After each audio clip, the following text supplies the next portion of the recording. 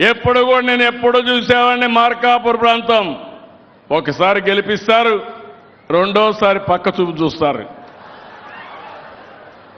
నేను బాగా డెవలప్ చేయడం, మళ్ళా మీరు పక్క చూపు చూస్తే నా పనంతా వైకుంఠపాళి కావడం, పైకి తీసుకుపోవడం, మళ్ళా కిందికి రావడం. మీరు ఒక్కసారి ఆలోచించండి. గుజరాత్ రాష్ట్రం ఉంది, నరేంద్ర మోడీ గారు ముఖ్యమంత్రి అయ్యారు, 3 సార్లు గెలిచారు. 25 సంవత్సరాలుగా వాళ్లే గెలుస్తున్నారు, వాళ్లే నెంబర్ 1 అయ్యారు. నేను హైదరాబాద్లో 9 సంవత్సరాలు ముఖ్యమంత్రిగా ఉంటే అక్కడ వేసిన ఫౌండేషను దేశంలోనే అతిపెద్ద ఆదాయం వచ్చే రాష్ట్రం తెలంగాణ రాష్ట్రం. ఎక్కువ తలసరి ఆదాయం వచ్చే రాష్ట్రం తెలంగాణ రాష్ట్రం. నివాసయోగ్యమైన పట్టణం హైదరాబాద్ పట్టణం.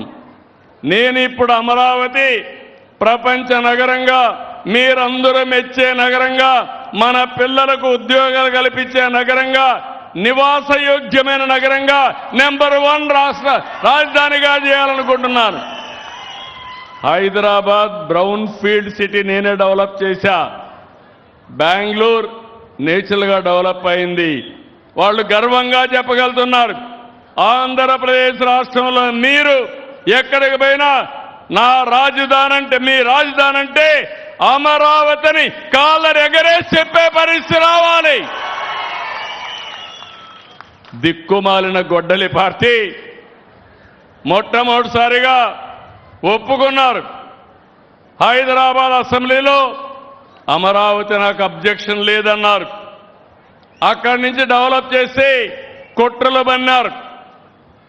అన్ని తట్టుకొని ప్రపంచంలో ఎక్కడా జరగలేదు. మీరు గుర్తుపెట్టుకోవాలి.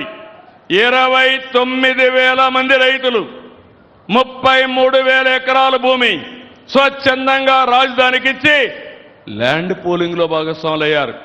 నేను డబ్బులు ఇవ్వాలా, సంవత్సరం ఇంత డబ్బులు మీకు వేస్తా, డెవలప్ చేసిన తర్వాత కొంత భూమి తిరిగి మీకు ఇస్తా, అది అమ్ముకుంటే మీకు ఆదాయం వస్తుందని ఒక్క మాట చెప్తే నా మాట మీద విశ్వాసం పెట్టి సపోర్ట్ చేశారు.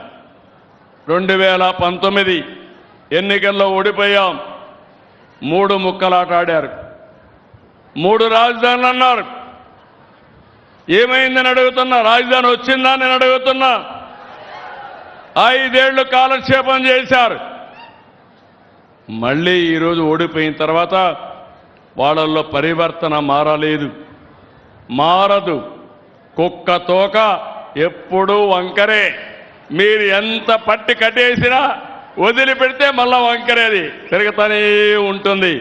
మీరు ఒకటి గుర్తుపెట్టుకోవాలి. నేను కాబట్టి భరించా. ఎవరి కోసం భరించాను? మీకోసం భరించాను.